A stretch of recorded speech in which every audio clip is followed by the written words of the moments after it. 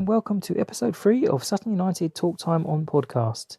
In today's show, we are joined by guests Duke of Sutton and Academy Director Marvin Williams. But first, here's a new song from Freedom Music Group, and That's Where I Be At.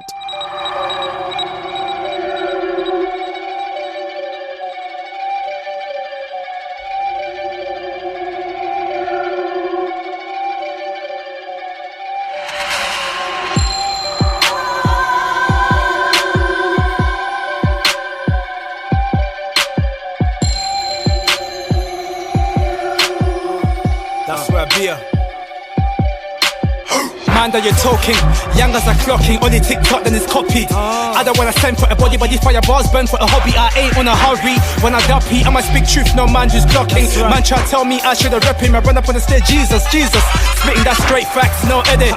Call me back, no credit. How you gonna hold me down? What's deep inside can only rise, no compromise. I span the cord to the industry.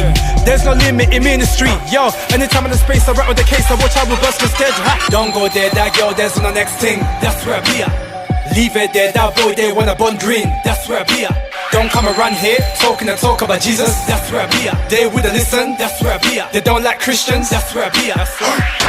I'm sold out, purchased, now leave for the most high. Righteous, not a far from me, but I would die for it, cause I know where I'm going now. I keep my sight on the crucifix. There's no sin that he couldn't fix. Hey yo, come as you are, I was drunk, I was high when he took me by arm. I promise to open his arm, regardless whatever you did in the past. It wasn't a Sunday, nah, no pastor, no offering. Just me and my heart as the offering. Nothing I can give as an offering. He died the rose for me, now I'm serving the prince like Jeffrey. To the death for me, I'm a rep for the king that's heavenly. Tell the man pray for me, so I can be what he wants for me. Jet, on point like it's hatchery. I'ma stay charged, battery, one way or another, gradually. I'll be out of this world, gravity. Don't go there, that girl, there's my next thing. That's where I be at. Leave it there, that boy, they wanna bond green. That's where I be at. Don't come around here talking and talk about Jesus. That's where I be at. They wouldn't listen. That's where I be at. They don't like Christians. That's where I be at. West London, that's where I be at. Where homeboys kick down door for the bitter. Young girls get down low for the Twitter. Olders come round waving a beater. It's all hype. Hard to preach Christ if you don't fight. Hard to preach light if you don't shine. Hard to reach out when I get down. I got to reach out when I'm on site. These souls are up for grabs. They're auction, rise and compromise.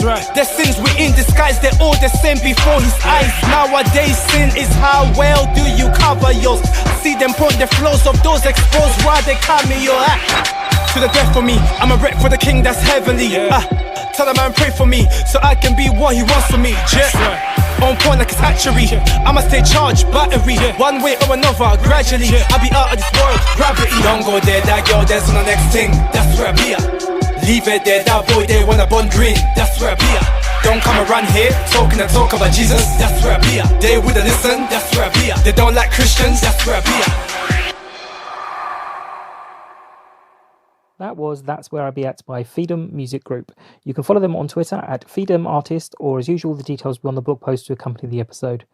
Now, joining me is my first guest, Sutton's most well-known unknown fan, the Duke of Sutton. Hello, Duke. How are you? Not bad, man. How about yourself? You all right? Very well, thank you very much. So what I normally do with my guests is we do a little bit of, I will get a bit of a sound clip of Who Are Ya? So if you could just tell us a little bit about your Sutton United history, how you started supporting the club, and a little bit about yourself.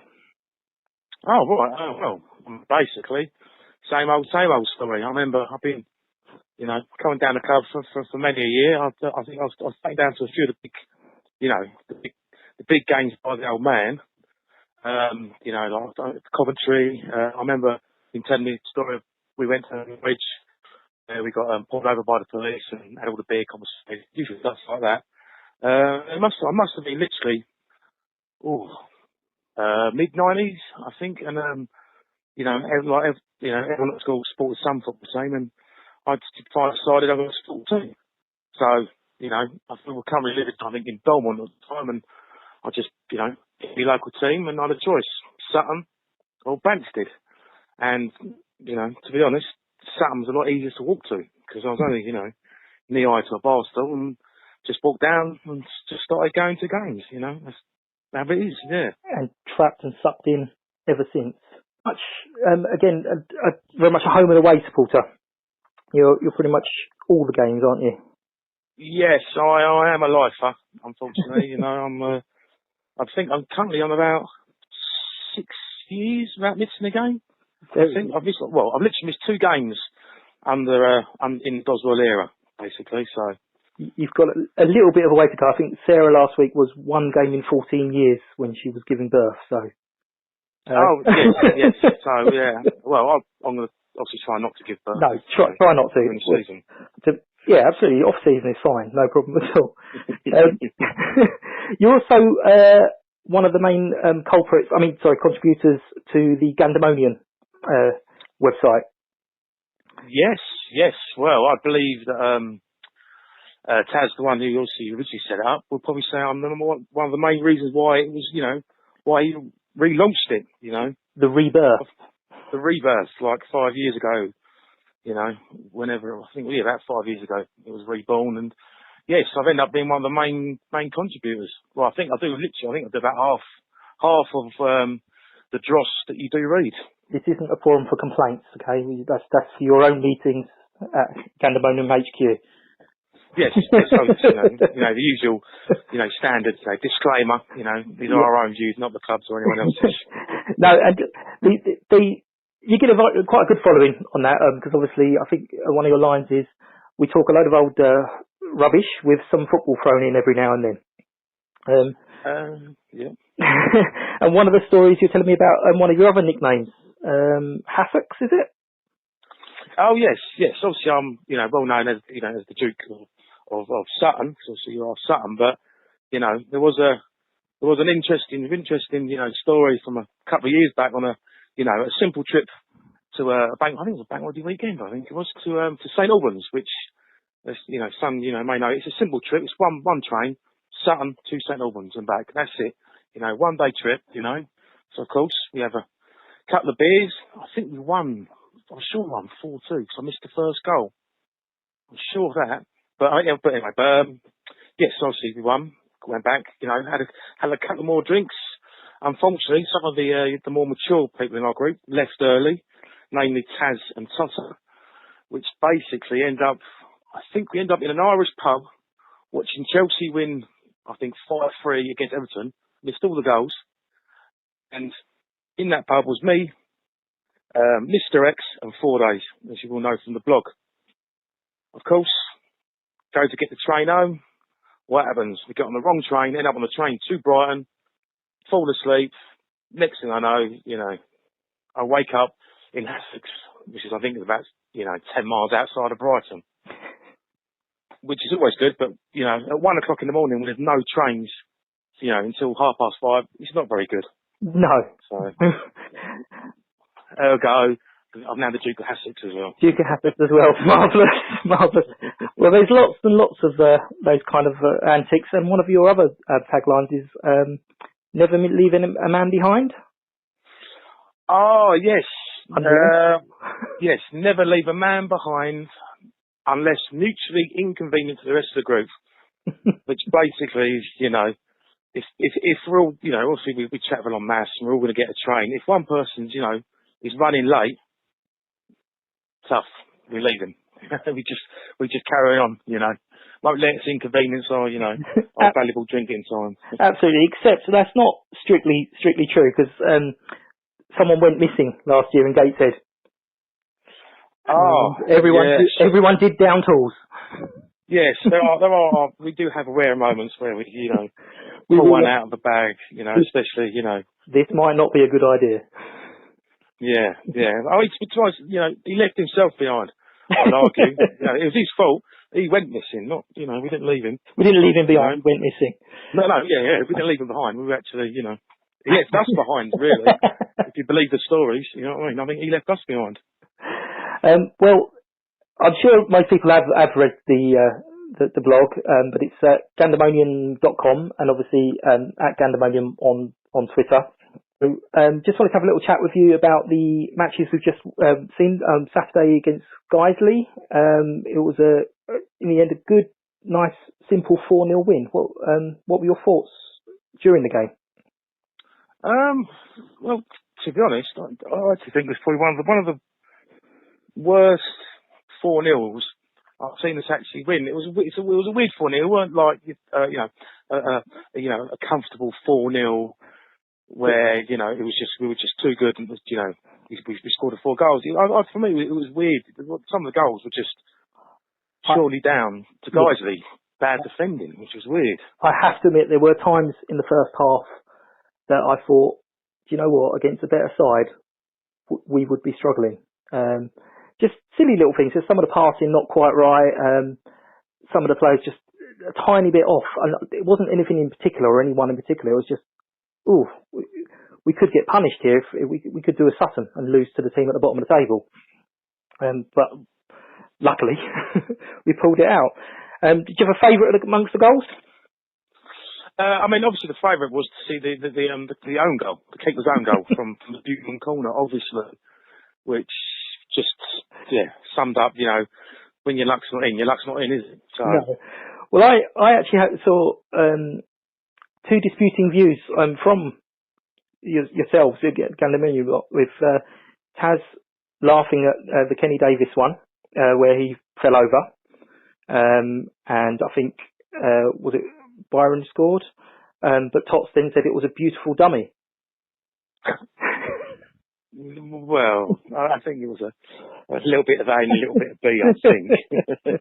It just shows the same game of football, but different. That's why we love football, because 2 people can have completely 2 different views. That makes it so brilliant at times. Absolutely. And then on to your particular favourite, and why I asked to speak to you this week, is the Surrey Senior Cup.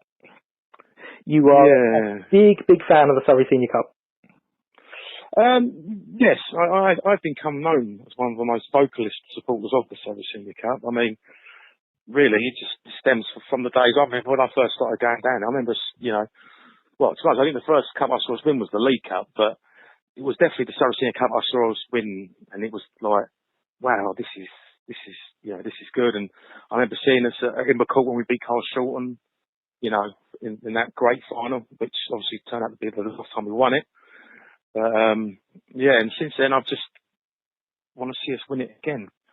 Yeah. I don't know why. It's weird. I think it's just the way that the competition's been a bit maligned recently. Over the last 10 years. I always have that underdog mentality.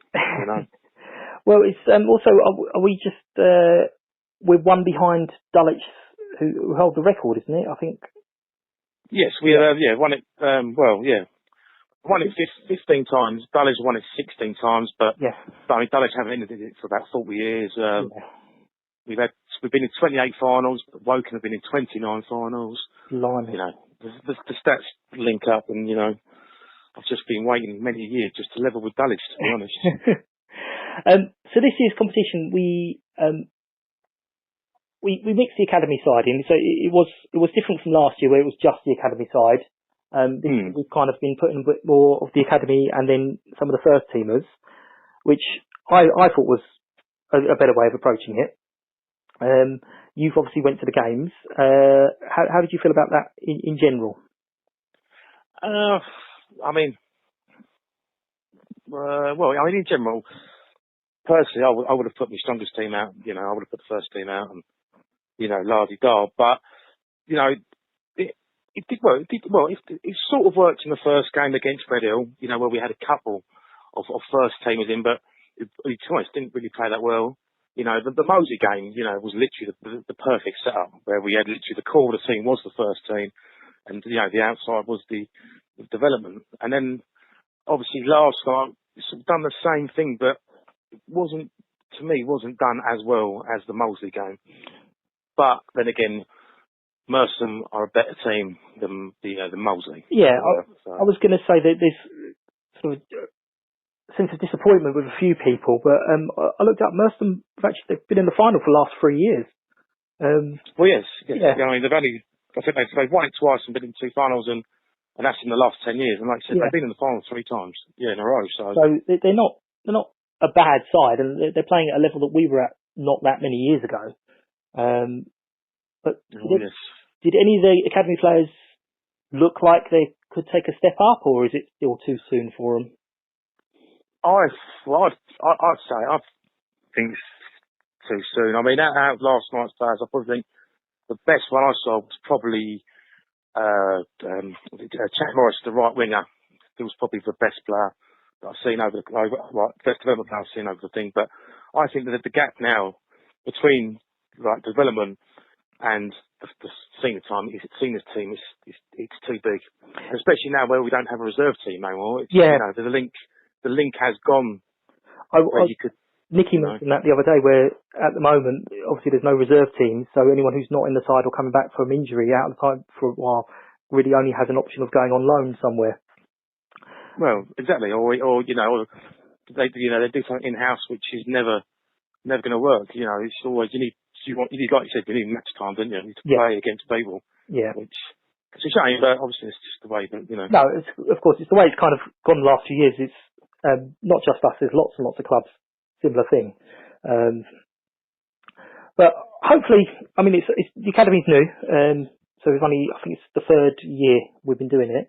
So who knows what the future brings on that. I was also going to ask about your thoughts on the weekend and next week's midweek match. Obviously, Halifax is a bit of a doubt at the moment with the Beast from the East. Apparently, there's covers on their pitch, and they're not expecting any snow until after Saturday, I've read today. Well, yeah, I mean, obviously, you would like snow on the pitch because it obviously stops it from freezing. I suppose the issue will be the temperature, which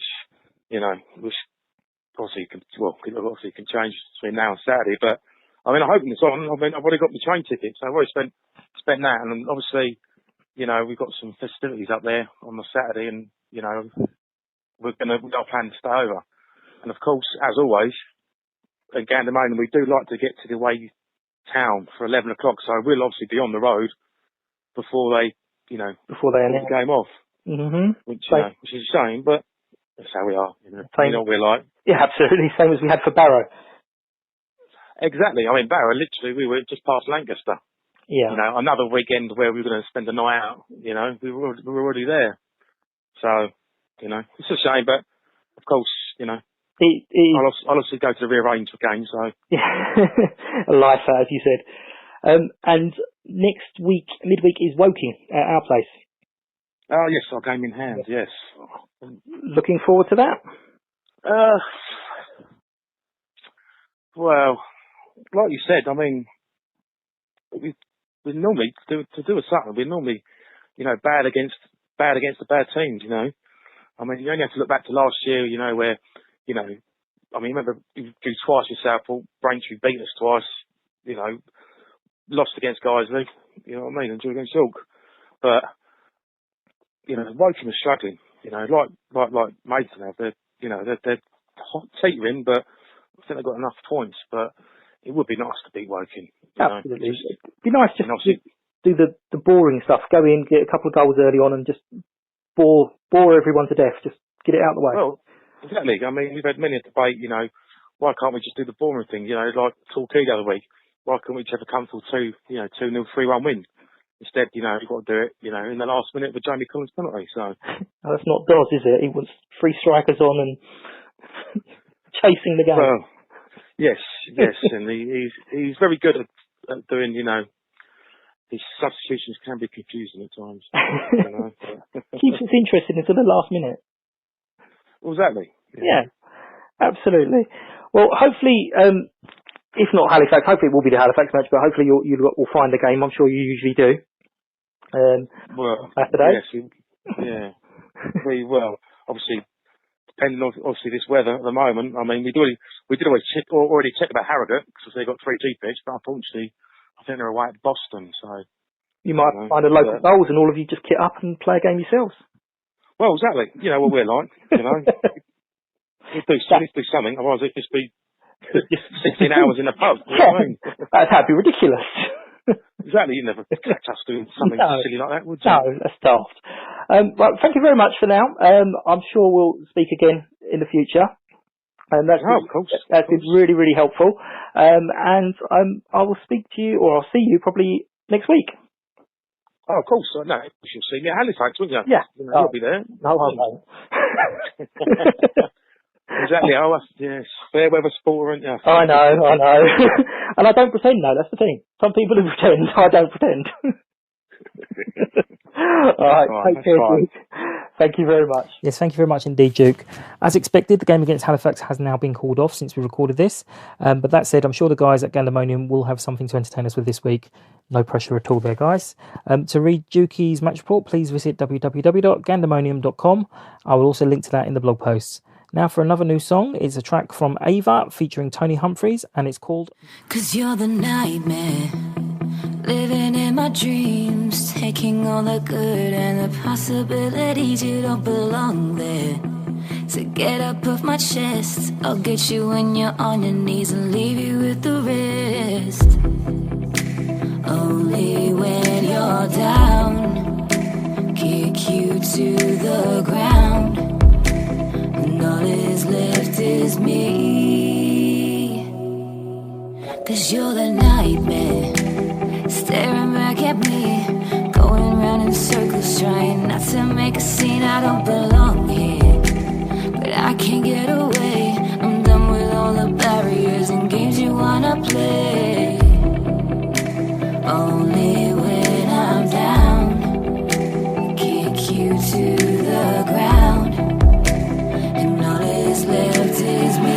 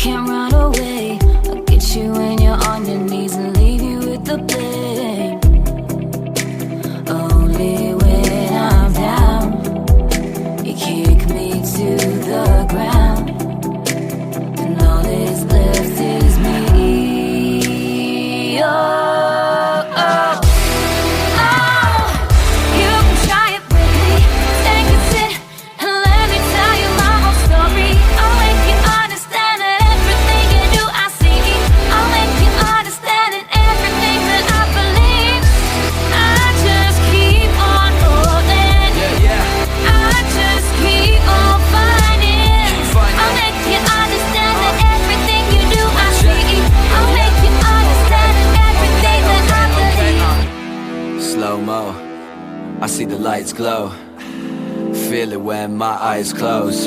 Yeah, one path then you run away, 4 sides and that's not your brain. Lose some in the winner's game, win some with a loser's frame. Goddamn, yeah, the vision was made so clear. I ran through the fire and fear. I am, yeah, tell me who you call your peers. I can, yeah, tell me the line is not here. Damn, always try everything, never tell them anything. They rockin', we rock it, they stoppin', we stop them. They know it's a problem and they cannot solve it. Nothing on a pedestal, tell them what you're gonna do. One mic and I'll bow you, one life and it's all the truth. Like that. Oh, you can try it with me. Take a sip and let me tell you my whole story. I'll make you understand that everything you do I see. I'll make you understand that everything that I believe. I just keep on holding. I just keep on fighting. I'll make you understand that everything you do I see. I'll make you understand that everything that I believe.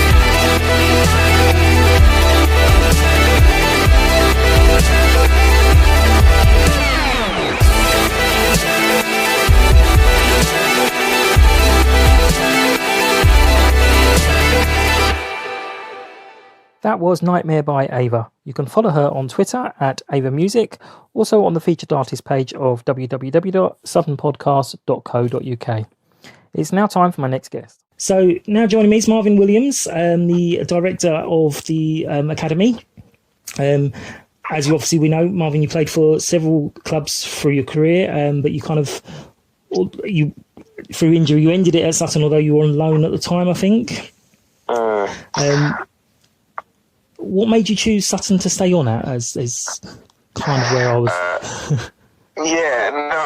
So it was. Yeah, so basically it ended not in the best fashion really with the I tore my Achilles 3 times in sort of around about 18 months whilst I was at Sutton really. And just the relationship I built with Doz over the sort of 2-3 years that I was at the football club. And I sort of ended it, football-wise, ended sort of playing at Tunbridge with Macca, Steve McKim, just because I got on really well with him as well whilst he was assistant, and he obviously needed a little bit of a strengthening in his squad when he first took the Tunbridge job, so I sort of took the opportunity to go over there whilst I was probably not, I definitely wasn't fully fit in my Achilles, but I did it more so to help him out. But whilst that was going on in the background, I was, as I said, talking with Doz about the academy and the relationship I had with him and the sort of 2-3 years I played with him, and I loved it at the club. It was a great family. It is still a great family club, and my son loves coming to the games and being mascot, and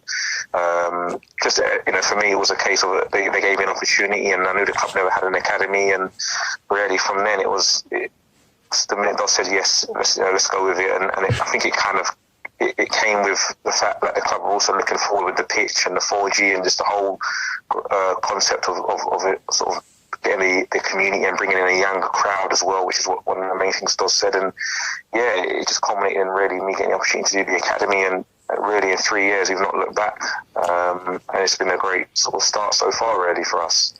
Well, yeah, it's just been 3 years, and I was watching some of your other interviews earlier, and I believe it's gone from sort of 22 players, and it was 80 odd that you've got now. Yeah, so we've got 87 academy players, which spreads across 5 different teams. So we've got the under-21s, the under-19s, the under-18s, and we've got 2 development teams. So what we've done in 3 years has been nothing short of fantastic, really. The first year we were literally an academy that was just scraping to get players in because we had no reputation, and like we know for kids sort of 16, 17, 18, the first thing they ask about is when they join a team is, where did you finish last season? How have you done? Or has anybody got into the first team? And we couldn't answer any of those questions because we had nothing. So we were at the beginning of our journey where we were getting beat 6, 7, 8-0, and no disrespect to Les we had, but they weren't knowing they're good enough to get in the first team, but we had to start somewhere. What we made sure we did as an academy and as a staff group, we made sure we always kept doing things professionally, and we gave the boys every opportunity to try and be as best as they could. And I think what happened there is it was just word of mouth, because we'd done things so good. Besides that, the club were doing well with their promotion into the Conference National, and then obviously the whole Arsenal and the FA Cup run. All that kind of just led to all of a sudden getting 100 players turn up for our trials, and of course naturally after that you then get a better pick of players, and now we've got our under-19s that sit at the top of their table, we've got our under-21s that are sitting joint top of their table, and we're now also getting players that are coming out of pro academies directly to us to want to join. So that in itself is showing where we're going and how far we've come in such a short space of time. Well, absolutely. I was actually going to touch on. I know the trials are coming up 16th of March. Yes. Coming up this year soon. I know there's a little poster. I'll include that on the website thing as well. But 16th of March. I was going to ask. I know a lot of us know obviously about the football side, but it's not just football, is it? It's a full-time education that they get as well, isn't it? Yeah, that's exactly what it is. So it's a full-time football and a full-time academic program, which is obviously, I always say to any boy that joins us, your full-time students first and your footballers or aspiring footballers second. So they come in, they enroll into a NCFE in sports and physical activity, which is basically the equivalent to 2 A-levels. It obviously it's a nationally recognised qualification. It carries enough UCAS points, which will allow them to move on to university if football didn't work out. And that is ultimately and I'm not just saying it, that is ultimately our number one aim first and foremost, is to make sure worst case, these boys walk out of an education, and we're very, very, tough on making sure the boys are getting into the classrooms every day. That they're they're hitting the levels that they need to be in the classroom, because as it stands right now, I'll be honest with you, we've got players at the moment who currently aren't able to play or train because they've not completed the work they need to, and that's nothing that we're not. We can't allow boys to sort of fall off track and think that football is the be all and end all. And if we're going to be realistic here, a lot of them probably won't make it. Not Sutton anyway. So we need to make sure that, as I said, they are in with a nationally recognised qualification, which can take them to different pathways.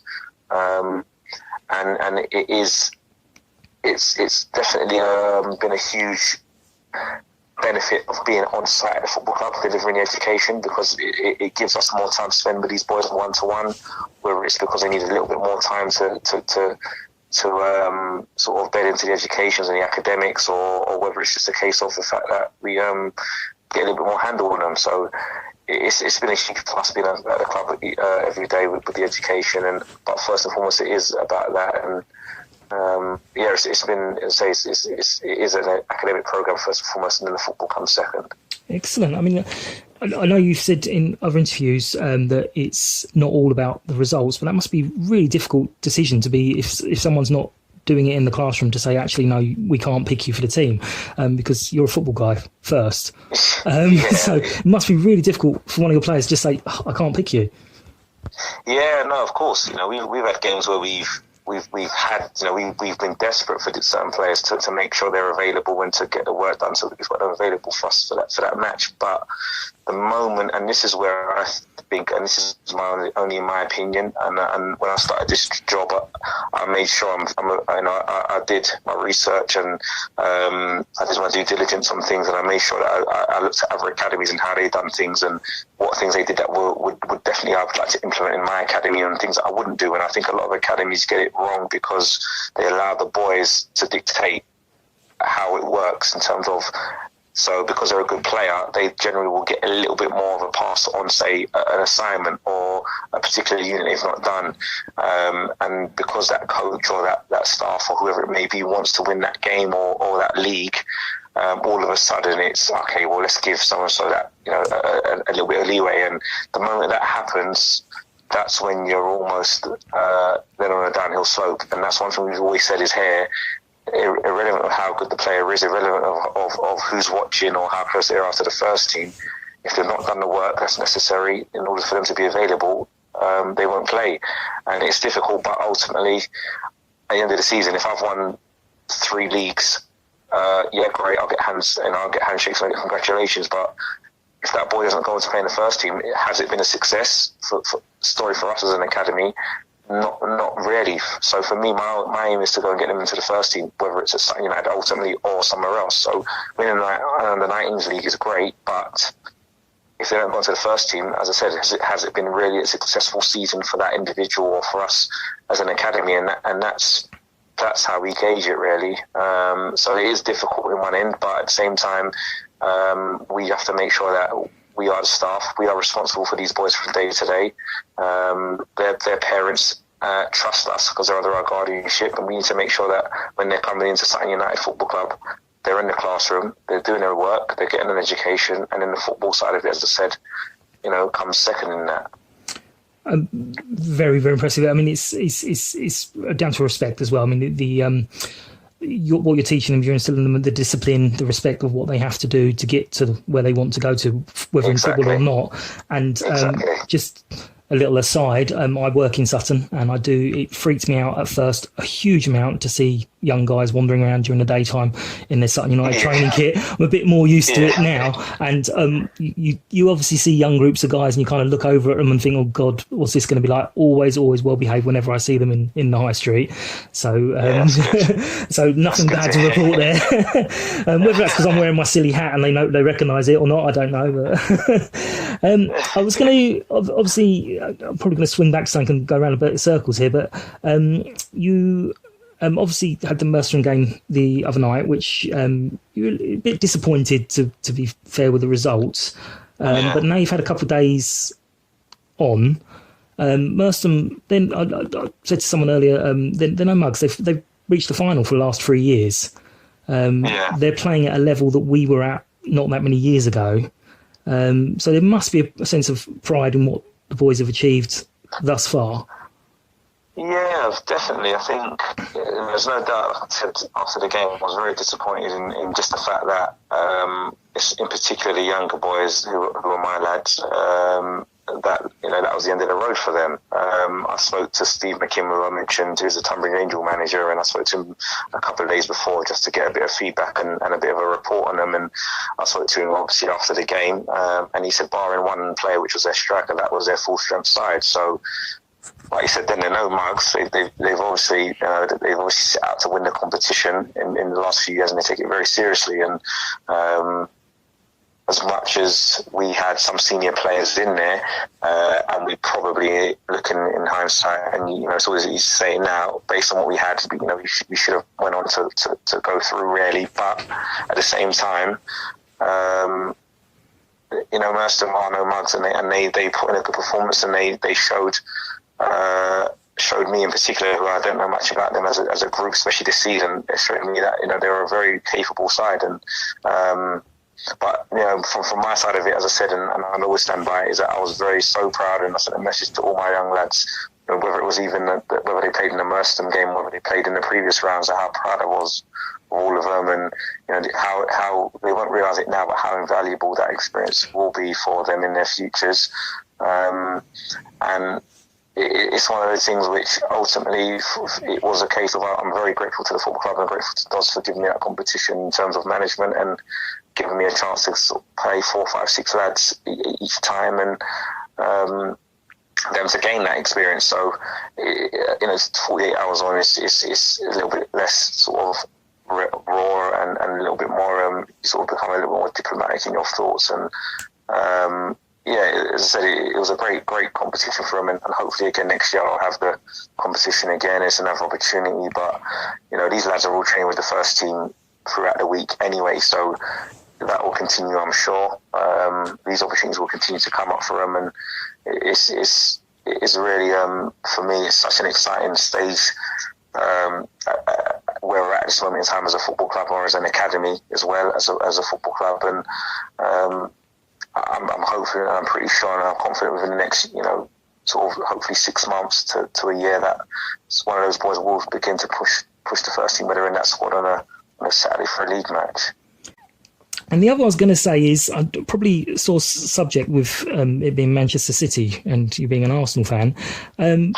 What did you think of Guardiola a couple of weeks ago, where he decided to not name a full bench when everyone was kind of pointing out he could have maybe put an academy player on the bench, and his response was, I believe, I didn't want to because they wouldn't have got a game.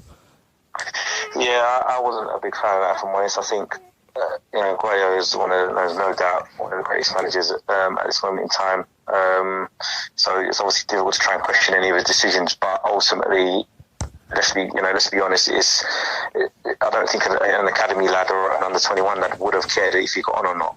But to get the experience of, and like you've just touched on there, small things. So even if it's just to be sat on a coach or on a plane or on a train, whether the means of transport were for that match, or whatever it might have been, and just to be around that first team experience and seeing how a player prepares, and in the changing room, seeing how he prepares himself for a warm up, and the mindset, the team talks, all those things which we as players, I'm lucky that I was as a player, so those things to me were invaluable, especially when I was younger, just to see how particular players prepare themselves for matches. And it was.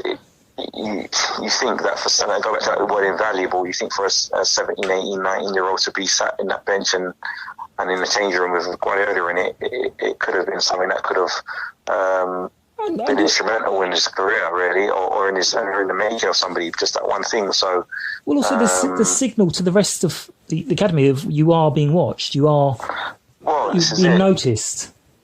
This is it as well. I think it's a great opportunity for him to have said, right, you know what, okay, you might not necessarily play, but for the academy boys to see, right, so-and-so's going to make the bench and so-and-so's travelled and so-and-so, that's what the boys need to see. And I go, without going off topic here, that's exactly what when I spoke to Toz initially, when we spoke set up the academy, and I said, right, I'll only personally do this if there is a genuine progression for these boys. And I'll always say to the lads, I can't guarantee you'll make it, but I can guarantee you'll get an opportunity. And once you go on that training pitch for the first team lads, that's down to you. You've got to go and make sure the gaffer says, I can't afford to let this lad go, or I can't afford to let this lad not be involved in some first team squad. So that is the one thing that you have to make sure these academy boys are seeing is progression and seeing an opportunity, because again, I go back to these academies that maybe give off the wrong information, is that they make you believe that there's an opportunity to progress to the first team when in actual fact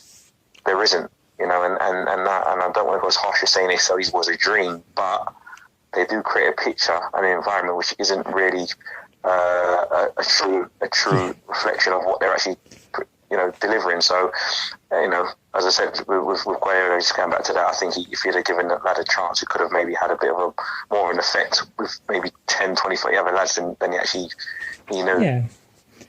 And you also mentioned playing against first team matches. I'd heard from you two the other day, you got some players we've got them on loan at various clubs at the moment.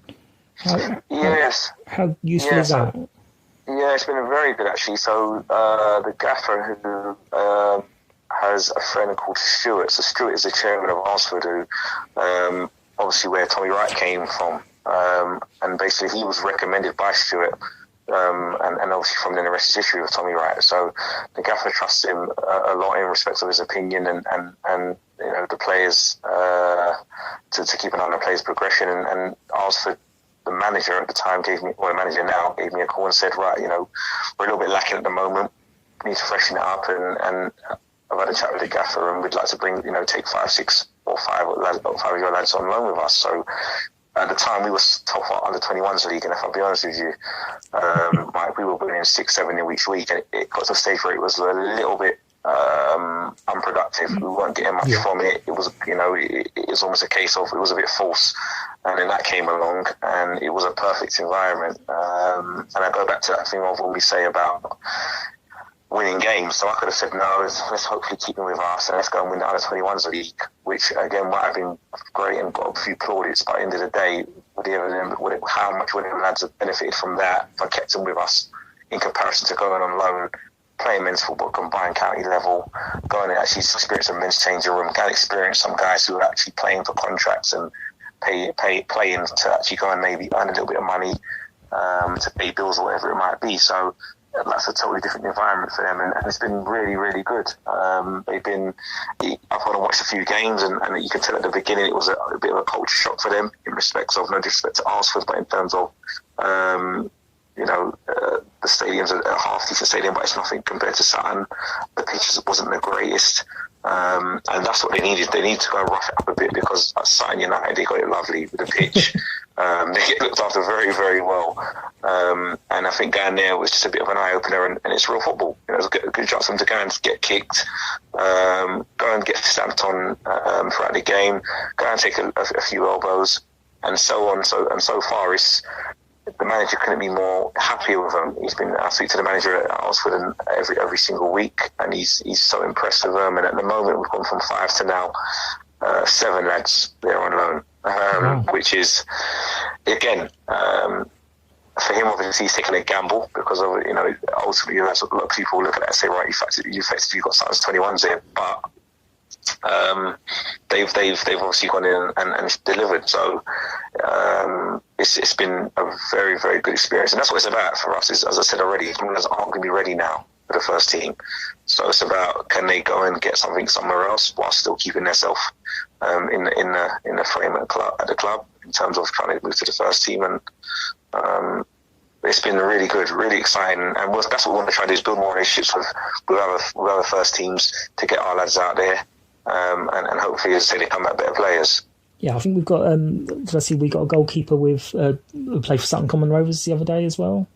Yes, Callum. Yeah, Callum. Yeah. So he got man of the match, didn't he? Yeah. Man of the match on his first game, and that was another thing. Darren Simon messaged me and said we need a keeper, and Callum was somebody who we felt we were lucky to get him ready at the start of the year, because he was sat on the bench for Leverett's first team. But it was just to happen that, and they weren't delivering. And again, I keep going back to it, but I keep going back to other programs. They weren't necessarily delivering, in his opinion and in his parents' opinion.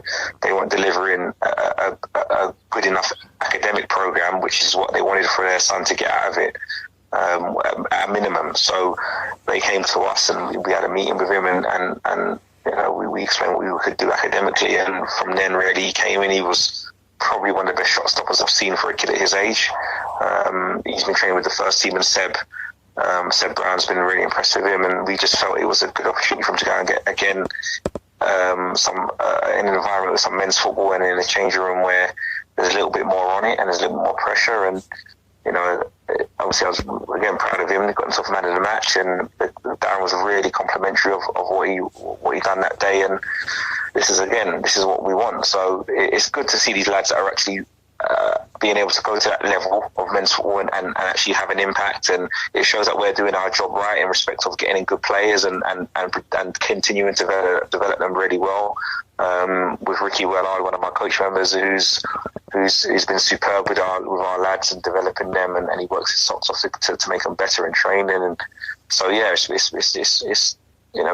really productive, and as I said, it's a really good point at this moment in time. Excellent. You do sound very proud of your work, and rightly so. What kind of intake are you looking at this year, do you think?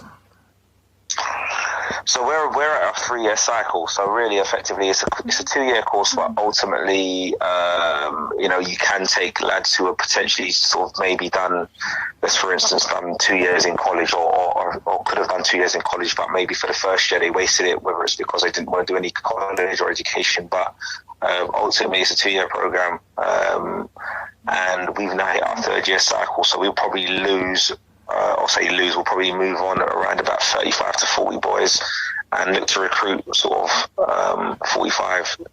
45-ish new lads. So that will be our biggest test so far in terms of recruitment, because obviously this is the first time of us being there only sort of around for 3 years. It's our first real, it is our first ever cycle of 3 years. So we are looking to freshen it up. Obviously, we've now introduced this year with the academy the FA Youth Cup and the Bostik League side as well. So we've got to make sure we build a strong squad for that, where we're looking at bringing in sort of, under 16s, under 17s, because obviously our under 19s aren't going to be eligible. So that's a big thing we're looking at this moment with trials, is making sure we're recruiting boys mainly for that under 18s team that can compete in the Youth Cup.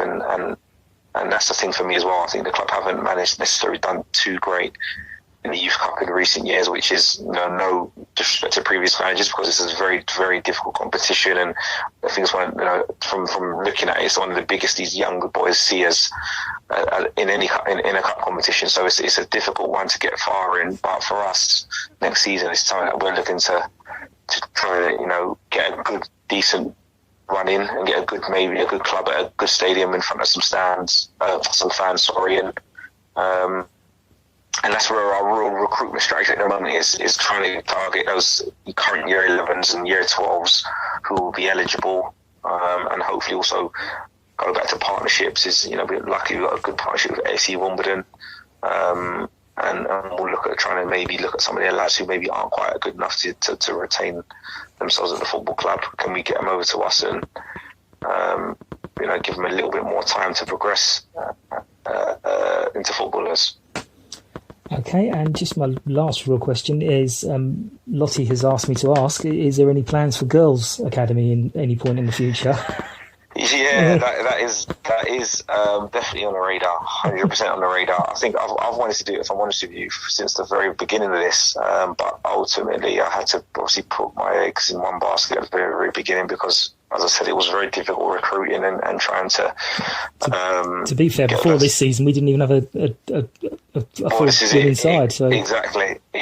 So we are at a stage now where it probably suits, it definitely does now fit and seems a perfect fit to try and introduce a girls' academy. I think I've actually just seen, my wife actually showed me a couple of days ago that at Blenheim, I've just linked up a partnership with Chelsea for a 16 to 18 girls program there actually. So there is a market for that, because we all know right now with girls football, barring if you go into sort of a professional football club at 16 years old, it's kind of the end of the line for them. So it's almost perfect now with the club having a ladies first team. I've had a few conversations with Duncan, the first team manager, and he's very keen to do something there as well. And obviously I'll have to make sure I liaise with him as often as I can, but it is definitely on the radar. It's definitely something that we want to do. And it's just a case of, the right time and like everything. And it's got, exactly. But, the club and myself and Duncan, as I said, we've all had chats, and it's something on the radar. It's just a case of,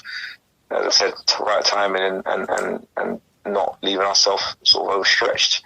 But yeah, it's something that we are looking to do, and something I'd like to get involved in and do in the next sort of 12 months or so, really. Oh, well, no, she's got about 3 years to go, so you got plenty of time for her. Oh, better. Decent.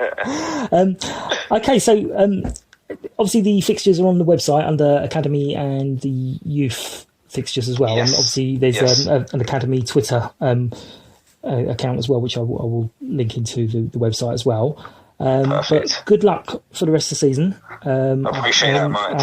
And thank you very much for the chat. It was really, really enlightening, and I'm sure a lot of people find it interesting to know about the education side of things. It's not just about the football. So thank you very, very much. Yes, thanks once again to both my guests for their time. It's really, really appreciated, guys. Thank you very much.